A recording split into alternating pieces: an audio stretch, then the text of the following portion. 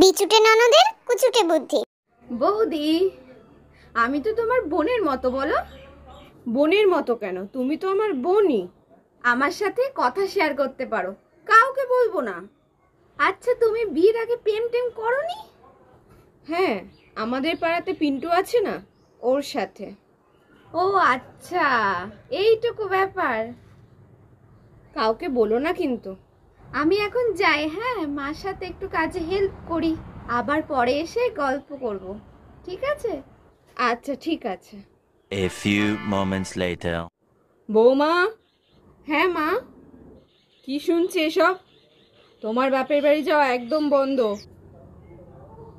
শালা কুচুটে ননদ, দাঁড়াও, তোমার দাদাকে বলে তাড়াতাড়ি তোমার বিয়ের ব্যবস্থাটা করতে।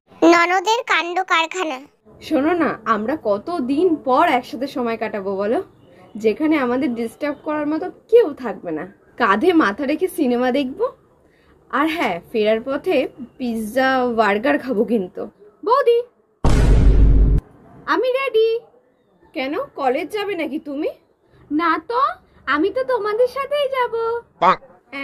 আমার সমস্ত প্ল্যান ভেস্তে দেওয়ার জন্যই মনে হয় মুটকিটা জন্ম নিয়েছে। বৌদি, আমার ভালো লাগছে তো? বৌদি লিপস্টিকটা নিয়ে ঠোঁটে বেশি করে ঘষে দিয়েছি, শেষ হয়ে যাক তাড়াতাড়ি, আর আমার লিপস্টিকটা একদম নতুন থাকবে। তাছাড়া আমাকে তো একদম আলু ভাতের মতো, না না, আলিয়া ভাতের মতো লাগছে। তার কাটা ননদ যখন যুক্তি দেখায়। পুটু, তুমি আমার ভাইকে লাইন মারছো কেন? আমি তো শুধু লাইন মারছি, আর তুমি যে আমার ভাইকে বিয়ে করে নিয়েছো, আমি কি কিছু বলেছি?